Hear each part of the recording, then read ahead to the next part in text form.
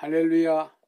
디모데 후서 4장 1절에서 5절 말씀을 가지고 말씀을 전파라는 말씀을 전합니다. 침묵이 금이라는 말이 있습니다. 그러나 침묵이 잘못된 때일 수도 있습니다. 법정에 진실에 대한 침묵은 자신의 죄를 인정한다는 뜻입니다. 앞에 낭떠러지가 있는데 계속 사람이 가고 있습니다. 가면 낭떠러지에 떨어지는 이기입니다. 그런데 침묵한다면 큰 잘못이 되는 것입니다. 사도 바울은 내가 복음을 전할지라도 자랑할 것이 없으면 내가 부득불 할 일임이라. 만일 복음을 전하지 아니하면 내게 하가 있을 것이미로다. 고린도전서 9장 16절 말씀입니다. 복음에 대한 침묵은 진정 잘못하고 있는 것입니다.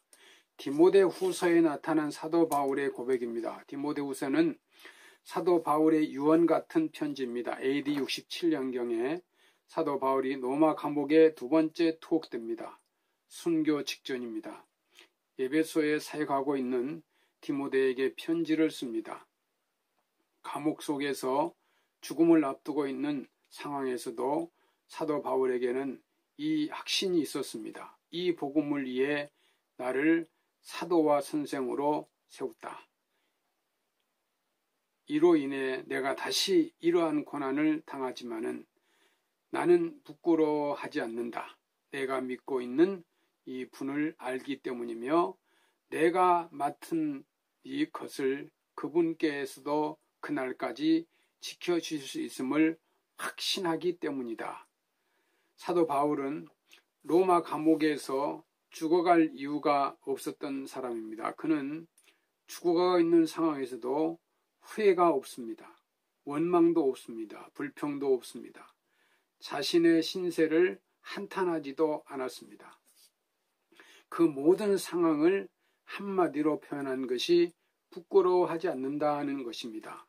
사도 바울에게는 오직 복음을 전파해야 한다는 확신만이 있었기 때문입니다. 사도 바울에게 있었던 이 확신을 아들처럼 생각하던 디모데에게 엄중한 명령으로 전달하고 있습니다. 너는 말씀을 전파하여라.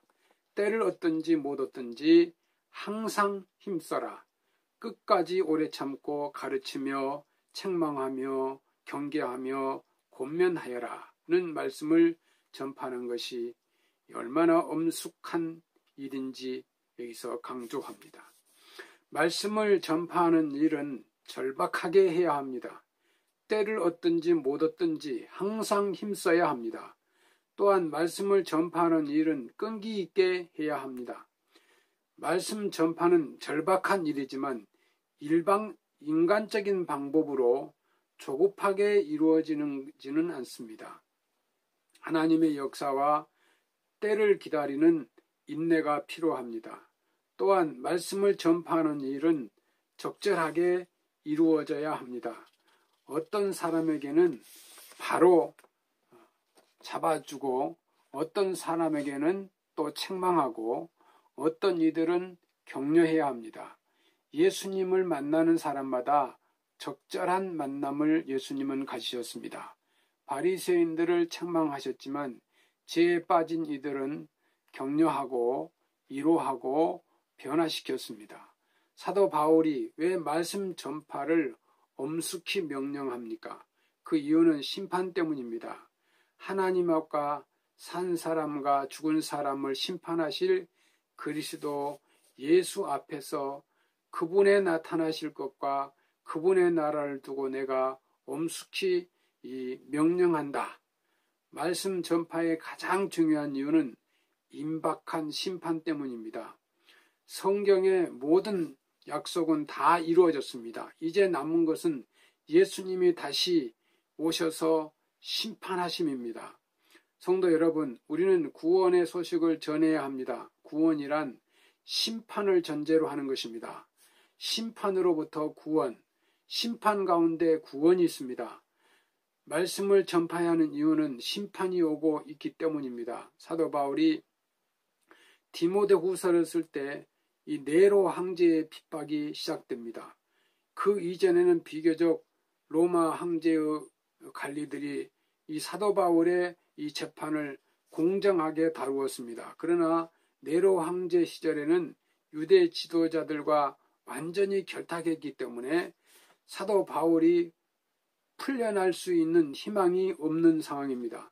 사도 바울은 상황을 탓하지 않았습니다. 법정에서 자신에게 어떤 선고를 내린지가 중요하지 않았기 때문입니다. 사도 바울이 두려워했던 것은 이 네로의 핍박에 의한 자신의 죽음이 아니라 다가올 하나님의 심판이 있기 때문입니다.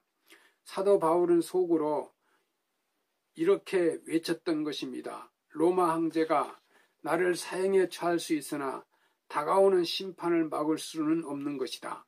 사도 바울은 시대를 분별하고 있었습니다.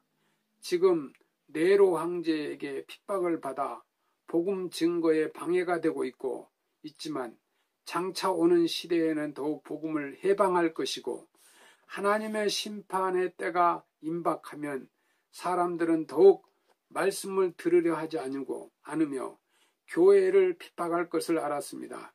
때가 오면 사람들이 바른 교훈을 받지 아니하고 오히려 욕심을 따라 길을 즐겁게 하는 말을 하는 스승들을 많이 모아 드릴 것이다.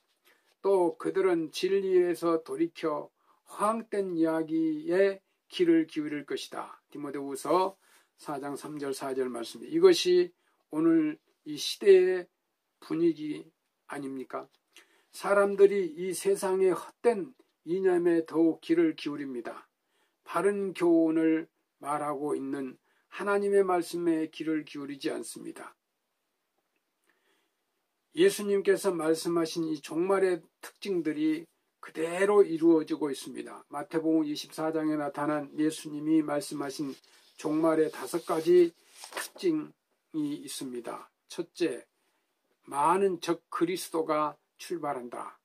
자신이 그리스도라고 주장하는 사람이 얼마나 많은지, 또 이단과 사이비들이 얼마나 많이 존재합니까? 둘째, 전쟁 소식과 소문이 도처에 등장합니다. 셋째, 이 기근과 지진이 일어납니다. 과거는 10년 동안 일어난 지진의 빈도가 약 10년 이전에 100년 동안 일어난 것과 같은 그렇게 많은 지진이 일어났다고 합니다. 넷째, 믿는 자들에 대한 핍박이 일어난다. 중국, 인도 등 여러 곳곳에서 믿는 자들이 많은 핍박을 받고 있습니다. 선교사들이 선교지에서 쫓겨나고 있습니다. 다섯째, 사랑이 식어집니다. 가족관계도 사랑이 식어집니다. 사람들은 점점 더 복음을 거부하고 있는 것입니다. 갈수록 기독교에 대한 반항적이고 바른 진리에 귀를 기울이지 않는 것입니다. 세계를 이끌어가고 있는 힘은 이념이나 나라가 아닙니다. 자신을 사랑하는 이기주의입니다. 이것이 종말의 특징입니다. 이 종말의 시대에 예수님이 말씀하신 모든 내용들이 이루어지고 있습니다.